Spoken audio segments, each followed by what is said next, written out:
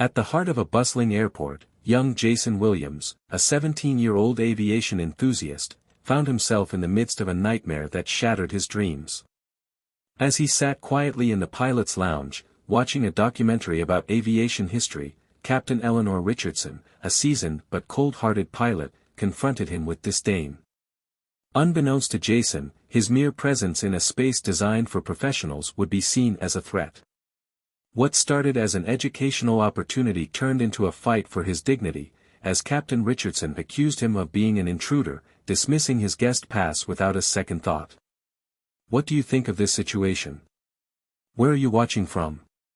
Drop a comment below, like, share, and make sure to subscribe for more powerful stories like this. At the bustling airport terminal, Captain Eleanor Richardson, a seasoned female pilot with over a decade of experience in aviation, stormed into the pilot's lounge. Her sharp heels echoed as she made her way across the tiled floor, her eyes scanning the room with a mixture of disdain and authority. Seated in the corner, 17-year-old Jason Williams, an African-American teenager, was engrossed in the screen of his tablet, his wide eyes locked on a documentary about aviation history. The lounge, normally a place of relaxation for pilots during their breaks, now felt tense and uncomfortable under Richardson's watchful gaze. "Excuse me, young man," Captain Richardson's voice was cold and firm, cutting through the ambient chatter of the lounge. "This area is restricted. You're not authorized to be here." Jason looked up from his tablet, momentarily startled. His expression softened as he tried to explain, but Richardson was already drawing conclusions. "I don't know how you got in here, but I'm going to have to report you. This is a secured area for aviation staff only." Jason, a passionate aviation enthusiast, was no stranger to the inner workings of an airport. He had received a special guest ID through a career exploration program designed for high school students, one that allowed him access to certain parts of the airport to observe and learn about the industry. This program was a dream come true for him, and today he was excited to be in the pilot's lounge, watching a documentary that would inspire his future career in aviation. But Captain Richardson wasn't interested in his story. "I'm part of a program," Jason began, his voice nervous but steady. "I'm supposed to be here. I have a guest pass." His words trailed off as Captain Richardson's gaze turned icy, her face hardening into a mask of skepticism.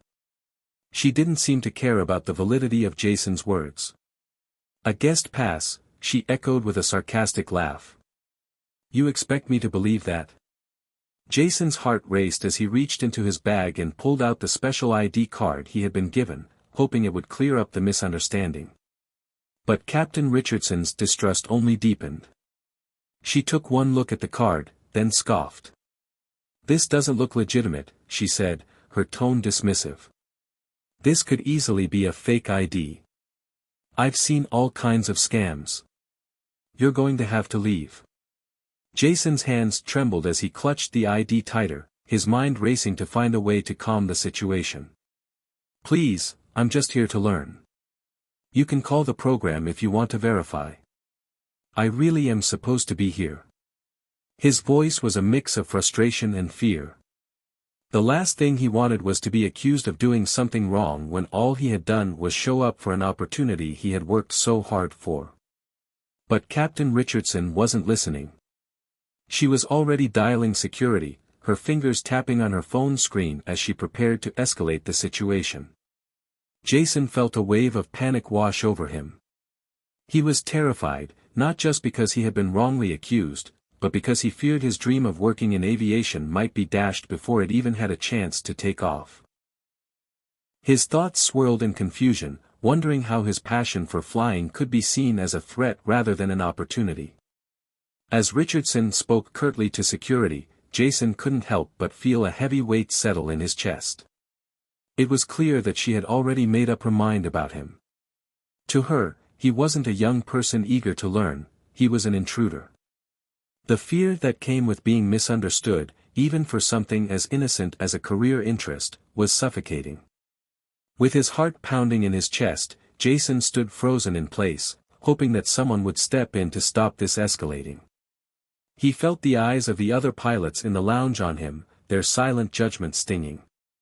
Jason couldn't help but wonder, if he had been a different person, would he have been treated the same way? As the minutes ticked by, the situation seemed to grow more hopeless. Jason tried once more to explain, but Captain Richardson had already made her decision.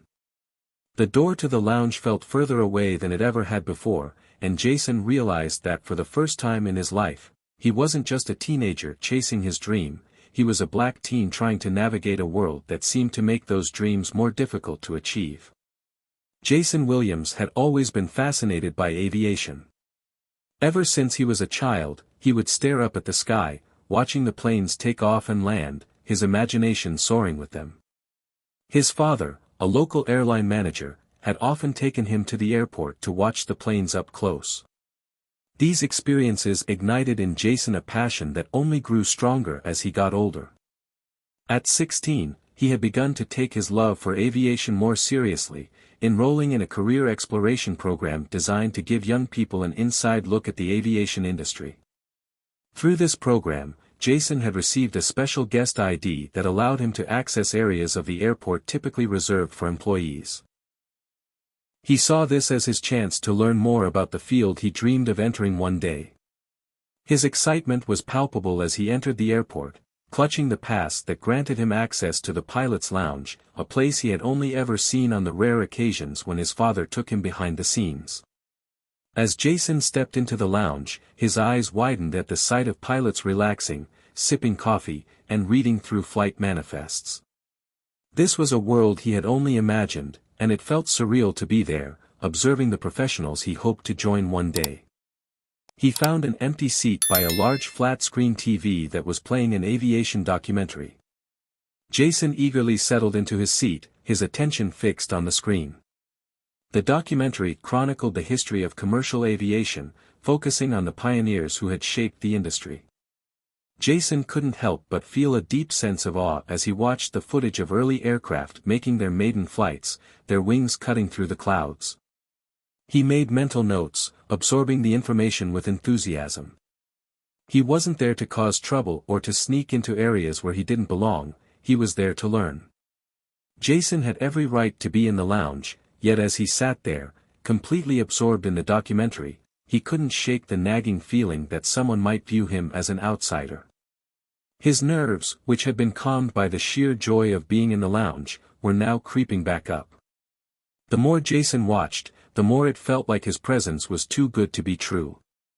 In his mind, he wondered whether the staff there would view him as just another teenager who didn't belong, someone who was out of place in a professional space like this. But his program had granted him access, and Jason trusted that it would be enough to validate his place. But when Captain Richardson stormed into the lounge, all of Jason's hopes came crashing down. Jason's heart raced as Captain Richardson's icy stare burned into him. It wasn't just the anger in her voice that terrified him, it was the certainty that she had already decided he didn't belong. As she dialed security, Jason's thoughts spiraled into a blur of confusion and fear. His mind struggled to reconcile the moment he had been so excited about just an hour ago with the present situation in which he was suddenly the target of baseless accusations.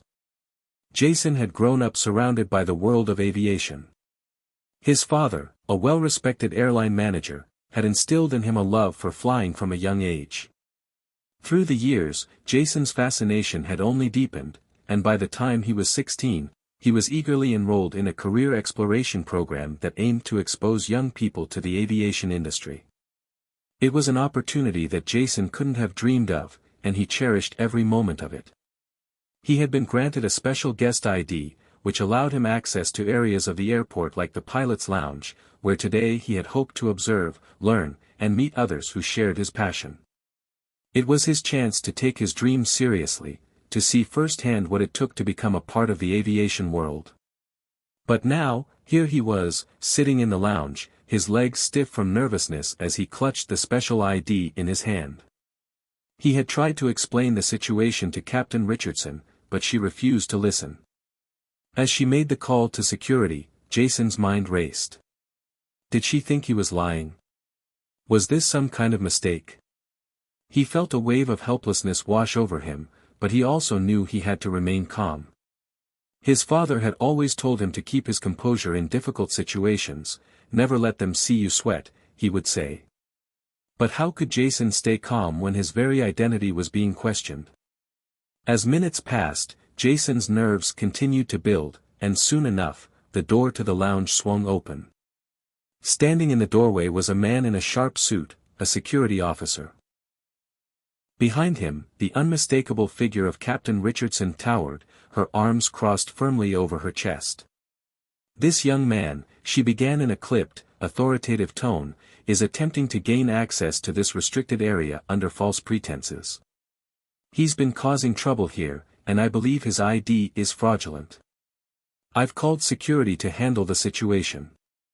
Jason's stomach twisted in a knot, and his pulse quickened. The officer's gaze swept over him, but it wasn't warm.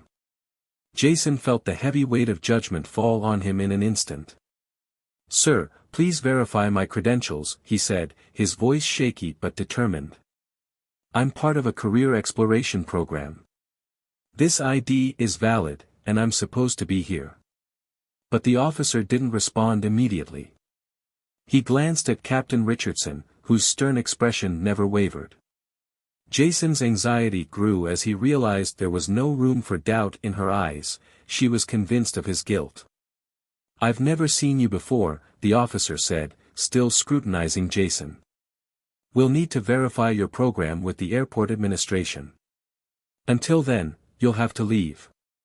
Jason felt like the ground beneath him had shifted. His dreams, so carefully crafted and nurtured over the years, seemed to evaporate in that instant. Would this moment define his entire future in aviation? How could he prove that he wasn't some intruder, that he was simply a kid following his dream, not someone looking to cause trouble? His mind flashed to his father, who had worked tirelessly in the aviation industry to provide Jason with these opportunities. His father, a man who had taught him the importance of perseverance, of rising above adversity, would never want to see Jason reduced to this. Jason's heart clenched as he thought of his father's calm confidence in every situation. It was exactly at moments like these that Jason knew he had to hold on to that same inner strength. "Please, call my father," Jason pleaded. "He works for the FAA. He can verify everything. I'm telling you, I'm supposed to be here." It took what felt like an eternity for security to make the call, but within moments, Jason's father, David Williams, received the call that would change everything. As an FAA administrator, David was well respected in the aviation world, and it was clear that his presence would bring this escalating situation to an end. As soon as David arrived at the airport, he immediately approached the scene, his face hard with concern. His stern gaze swept over the room, settling on Captain Richardson, who stood rigidly by the door, still unwilling to back down from her accusations.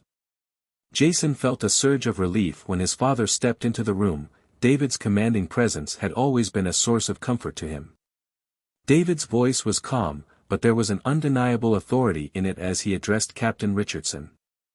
"Captain, what's going on here?" he asked, his eyes flicking to Jason. "Is this young man bothering anyone?" Captain Richardson stood taller, her face flushed with the embarrassment of being confronted. "Mr. Williams, your son was in the lounge without proper clearance," she said, her voice lacking the usual confidence. "I thought he was an intruder. His ID seemed fake, and when I asked him to leave, he refused." David's eyebrows shot up, and a cold anger flickered in his eyes. "A fake ID," he repeated incredulously. "This is my son, and you've just accused him of something ridiculous." Jason felt his father's protective energy, and for the first time in what felt like hours, he allowed himself to relax, knowing that things were about to change. "Captain," David continued, his voice measured but firm, "I think it's time you reconsider the situation. My son is a part of a career program that allows him access to the lounge. He's not the one who should be questioned here. You should be more careful with your assumptions." Captain Richardson's face paled as the realization hit her. Jason wasn't just any teenager. He was the son of one of her superiors. She looked down at the floor, a wave of embarrassment flooding over her. Her actions had been driven by something deeper than simple misjudgment, they were fueled by prejudice and assumption. As the weight of her mistake settled in, David made one final point. "This behavior is unacceptable, Captain," he said, his voice hardening. "You've made a very serious accusation against my son without cause. I'm going to ensure that your actions are reviewed." The security officer, who had been quietly observing the exchange, stepped forward and nodded toward Captain Richardson. "Captain, we're going to have to ask you to leave," he said, his tone respectful but firm. As the officer escorted Captain Richardson out of the lounge, Jason couldn't help but feel a deep sense of relief. The ordeal was finally over, but something had shifted within him. He realized how quickly assumptions could be made, how prejudice could cloud judgment, and how easily someone could be wrongfully accused based on nothing more than their appearance. Jason's father, sensing his son's lingering unease, placed a reassuring hand on his shoulder. "You did the right thing, Jason," David said quietly. "You didn't let fear make you shrink back. And now, it's time for us to make sure this doesn't happen again." As the events unfolded, David and Jason worked together to make sure that Captain Richardson's actions would be addressed. In the days that followed, the incident became a catalyst for change.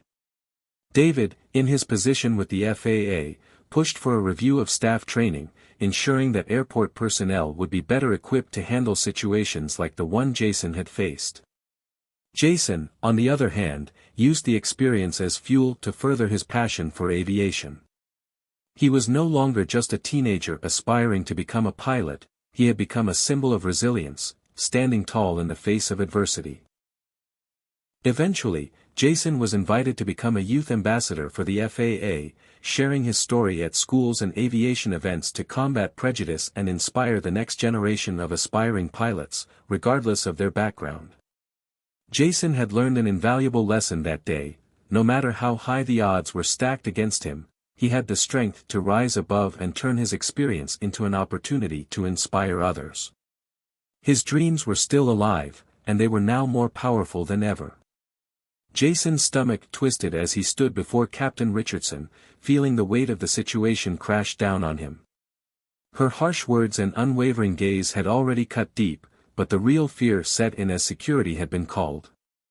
This was no longer a misunderstanding, this was an accusation, and Jason felt every second of it like a heavy weight pressing on his chest. His hands trembled slightly as he reached into his bag to retrieve his guest ID again, his mind racing. "Please, you have to believe me," Jason said, his voice small but desperate. "I'm supposed to be here. I'm part of a program that helps kids like me get experience in the aviation industry. This ID is valid, I promise." Captain Richardson didn't respond immediately, but her eyes narrowed with suspicion. She was already convinced that something wasn't right. Jason could feel the coldness in her gaze, as though she had already made up her mind about him, that he was out of place, that he didn't belong. Jason's heart pounded harder, and for a moment, he questioned whether his words would make any difference. He had never been in a situation like this before. His entire life had been about proving himself, about being good enough, about showing that someone like him could make it in a field dominated by older professionals who didn't always look like him. But now, in the face of these accusations, he wasn't sure how to fight back. "I'm not causing trouble," Jason continued, his voice gaining strength as he saw a flicker of hesitation in Captain Richardson's eyes. "I'm here to learn. I'm just trying to get some experience so I can do this for real one day. I've worked hard for this chance, and I don't want to mess it up." His words hung in the air, but Captain Richardson remained unmoved. "That may be your story, but I'm not convinced," she replied coldly. "This could be a fake ID. I've seen all kinds of fraudulent passes. I'll have to call security to get this sorted." Jason's head spun, but his fear began to give way to frustration. This wasn't just a mistake, this was a judgment. She didn't want to believe him. She didn't want to see him as someone who had earned his spot in the lounge. She only saw a teenager with a guest ID, and that was enough to convince her he didn't belong. "Please," Jason pleaded, stepping forward with more urgency. "You can verify everything with the program. My dad works for the FAA. I'm telling you, I'm not here to cause trouble. Please, you have to check. Just give me a chance." Captain Richardson's lips tightened, but she remained steadfast in her belief that Jason was in the wrong. As she dialed the phone, Jason felt his stomach churn with anxiety. Every second felt like an eternity, and in that moment, he realized that there was nothing more he could do to change her mind. He had no power here, not yet. The call to security felt like the final nail in the coffin. Jason's hopes of simply blending in, learning from the professionals around him, were slipping away. He felt small and helpless, caught in a situation that felt entirely out of his control. The minutes that followed seemed to stretch on endlessly, each one a painful reminder of the growing distance between Jason's dream and the reality of his situation. He had always thought of his father, David Williams, as a source of strength and guidance. A man who had navigated the aviation world with calm confidence. Now, he clung to that image, desperately hoping that his father's influence could bring clarity to the confusion and tension unfolding in the pilot's lounge. As Jason stood there, feeling the eyes of the security officer and Captain Richardson burn into him, the phone call had finally been made. Jason's father, David Williams, was contacted. He had always been a figure of authority in the aviation community, a respected FAA administrator who had worked tirelessly to shape the future of the industry. Jason knew that once his father arrived, everything would be set right. But until then, he felt as though his entire future in aviation hung in the balance. Jason stood by, trying to steady his breath as the weight of the situation pressed down on him. His father's voice would be the only thing capable of silencing the doubts and fears that had gripped the room. David's arrival wasn't immediate. The weight seemed unbearable for Jason. He wanted to believe that he could face this on his own, but the truth was, he was terrified. Terrified not just of being wrongfully accused, but of losing his chance to break into the aviation world because of a simple mistake, his appearance, his age, and, perhaps, even his race. As he stood by, uncertain of what to do next, Jason couldn't help but replay his entire journey. His excitement about being in the lounge was quickly replaced by feelings of helplessness. Would Captain Richardson's decision define the course of his life? Was this how his story would unfold? The sound of a door opening broke his thoughts. He turned, relief flooding through him when he saw his father step into the room.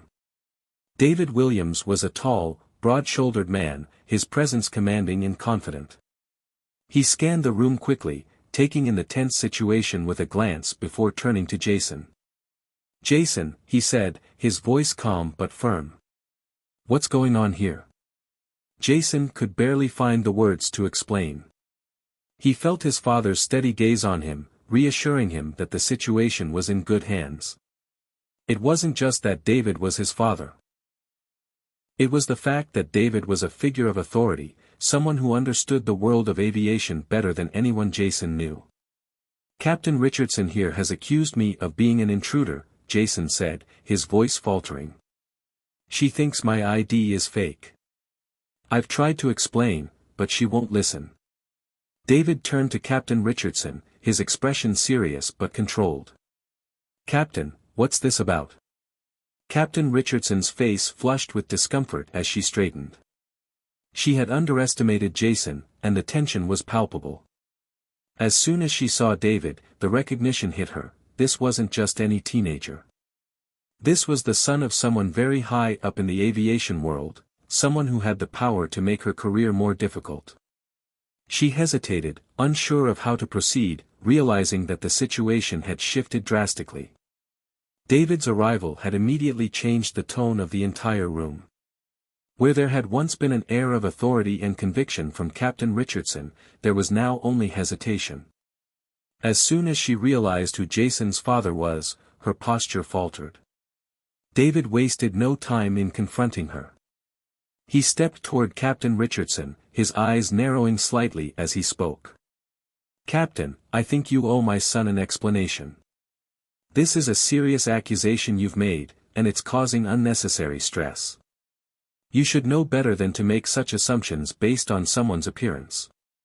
The room seemed to hold its breath as Captain Richardson stumbled over her words. "Mr. Williams, I didn't realize," she trailed off, her words coming to a halt as she realized the full extent of the blunder she had just committed. Jason could feel his father's authority pressing down on the situation. There was no hiding behind accusations now, it was clear that Captain Richardson had made a significant mistake. "My son is not some random teenager off the street," David continued. "He's here to learn, as part of a program designed to give young people exposure to the aviation industry. You've unjustly treated him like a criminal." Jason watched as the color drained from Captain Richardson's face. She stammered, trying to form an excuse, but it was already too late. David's position and the respect he commanded in the aviation community had instantly turned the tide. Jason had never seen his father so unwavering, so decisive. "I had no idea," Captain Richardson said, finally managing to speak, though her voice was weak with embarrassment. "I didn't realize who he was. I'm deeply sorry." But the apology wasn't enough to undo the damage. David's voice remained calm, but there was an unmistakable firmness in it. "Your assumptions have consequences," he said, his tone unyielding. "You've not only wrongfully accused my son, but you've also acted in a way that reflects poorly on the entire profession. This behavior won't go unchecked." The truth was out, and Captain Richardson knew there was no way to take back her actions. The realization that she had just insulted the son of someone who could make her life difficult was dawning on her, but it wasn't her fear of consequences that mattered, it was the bigger issue of how she had treated Jason. Jason stood there quietly, watching the confrontation unfold. He felt an odd sense of empowerment, knowing that his father was fighting for him, but there was still a lingering sadness that he had to endure this moment in the first place. He was supposed to be here to learn, but instead, he had been reduced to an object of suspicion simply because of the way he looked. David turned away from Captain Richardson and put a reassuring hand on Jason's shoulder. "Let's go, Jason," he said softly, guiding his son out of the lounge. As they left the room, the weight of the situation still hung heavy in the air. Jason realized that this would be a turning point in his life. But the more he thought about it, the more he understood one thing: this wasn't just about clearing his name. This was about something much bigger. This was about confronting biases, breaking down barriers, and finding his place in an industry that sometimes felt like it didn't want him there. But Jason was determined. This wasn't the end of his story, it was just the beginning. As soon as the truth about Jason's identity and the misunderstanding with Captain Richardson had been revealed, David Williams felt a deep sense of responsibility to take action. This was no longer just a matter of clearing his son's name, it was about addressing a deeper issue that was far too common in the aviation industry, an issue that many people were reluctant to confront: racial prejudice. David had spent years working in the aviation field, rising through the ranks to become an FAA administrator. He had seen firsthand how systemic biases, whether intentional or unintentional, could affect individuals in ways that most people didn't fully understand. He had also witnessed how those biases often went unchallenged, brushed under the rug in the name of professionalism or out of fear of rocking the boat. But today, he couldn't remain silent. "Captain Richardson," David said, his voice steady but firm as he faced her in the now empty lounge. The security officer had already escorted the other staff members out, leaving David and Jason to confront the pilot directly. "What happened here today goes beyond a simple misunderstanding. You made assumptions about my son based purely on the color of his skin, and that's something I won't let go unaddressed." Captain Richardson's face reddened at David's words, but she didn't speak. Her gaze dropped to the floor as if she couldn't meet his eyes, as though she knew the gravity of what she had done. David continued, his voice growing colder with each passing moment. "This wasn't just a case of miscommunication. You've treated my son like an outsider, a threat, when all he wanted was to be a part of this industry. And that's something I've seen all too often in my years working in aviation. Young people of color, especially, are treated as if they don't belong. They're questioned, judged, and sometimes outright excluded from opportunities. This isn't just about today, it's about the bigger picture. Jason stood quietly beside his father, listening intently to his words. He could feel the weight of his father's statement and the truth behind it. This was bigger than just him, this was about changing how the aviation world viewed people like him, how they were often excluded or viewed with suspicion. I'm not saying you're a bad person, Captain Richardson, David added, his voice softening slightly. But you have a history of making assumptions about people, especially those who don't fit the mold of what you think a pilot should look like. And that kind of behavior isn't acceptable in this industry. It's not acceptable anywhere. David's words hung in the air, and for a moment, there was silence between them. Captain Richardson opened her mouth as though to speak, but nothing came out. She knew David was right, and the shame of her actions began to set in. I've been around this industry for a long time, and I've seen a lot, David continued. But I've also seen how the people in power often turn a blind eye to these things because it's easier to look the other way. That's not something I can do, and I'm not going to let my son be another example of how someone can be mistreated just because of how they look. David paused, his gaze unwavering. So, here's what's going to happen. I'll be bringing this matter to the attention of the FAA's Diversity and Inclusion Committee. I'll be making sure this behavior is documented, and I'll be pushing for better training on bias and discrimination in the workplace. No one should ever feel like they're an outsider because of their race or background. Jason could feel a sense of pride swelling inside him as he listened to his father stand up for him. But more than that, he felt a deep sense of empowerment. It wasn't just about defending his own dignity, it was about fighting for change, about making sure that others wouldn't have to go through what he had experienced. I understand, Captain Richardson finally said, her voice barely above a whisper. I never meant for this to happen. I didn't think. I let my assumptions take over. David nodded slowly, his expression softening slightly.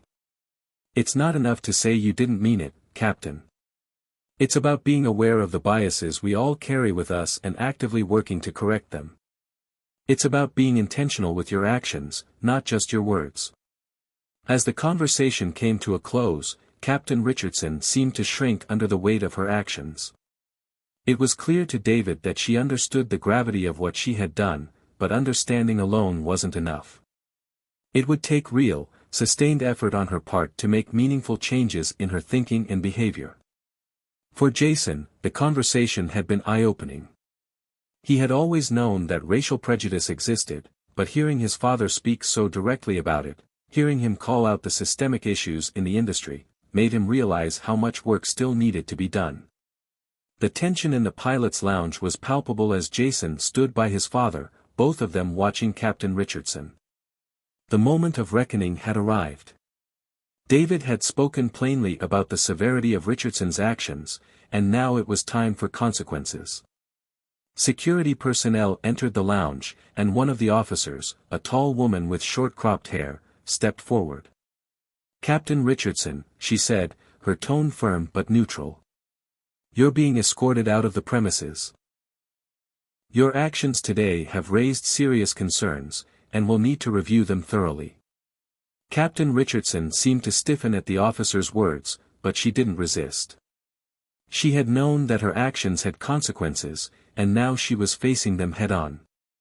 I understand, she muttered, her voice low and regretful.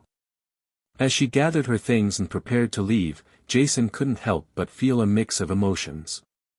There was relief, of course, relief that the situation was finally being addressed, but there was also a sense of sadness.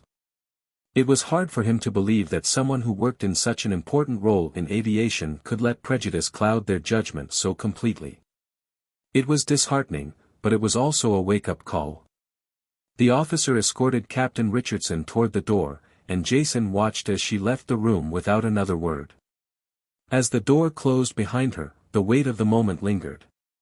Jason turned to his father, who was already looking at him with a mixture of pride and concern. "You did the right thing, Jason," David said quietly. "This wasn't easy, but it was necessary. You stood up for yourself, and now we have the opportunity to make sure this doesn't happen to anyone else." Jason nodded, the reality of what had just happened sinking in. The event had not only changed the course of his own life but had the potential to influence the future of others in the aviation world as well. In the aftermath of the incident, Jason's story became one that resonated far beyond the walls of the airport. His bravery and willingness to speak out about his experience had created a ripple effect that spread throughout the aviation community. Soon after, David Williams received a call from the FAA's Diversity and Inclusion Committee, inviting him to share Jason's story in a series of outreach events aimed at raising awareness about bias and discrimination in the industry. Jason was asked to speak at schools, career fairs, and youth aviation events, where he shared his personal experience with prejudice and how it had shaped his desire to break down barriers in the industry. Jason's role as a youth ambassador for the FAA was not just a title, it was a mission. He became a symbol of resilience, of someone who had been wronged but had turned that wrong into an opportunity to inspire others. His message was simple: no matter who you are or where you come from, your dreams in aviation were valid, and no one should ever be made to feel like they didn't belong. Jason's story reached young people across the country, inspiring others to pursue their own dreams in aviation despite the obstacles they might face. The FAA's outreach efforts were bolstered by his presence, and the industry began to take a closer look at how it could better support underrepresented groups, ensuring that more people like Jason had the opportunity to thrive. Jason's journey had only just begun, but already he had made a profound impact on the industry he loved. And as he stood before a crowd of young aspiring pilots, speaking about his experience with humility and strength, Jason knew that he had found his purpose, not just to be a pilot, but to make the skies a place where everyone, regardless of their background, could soar.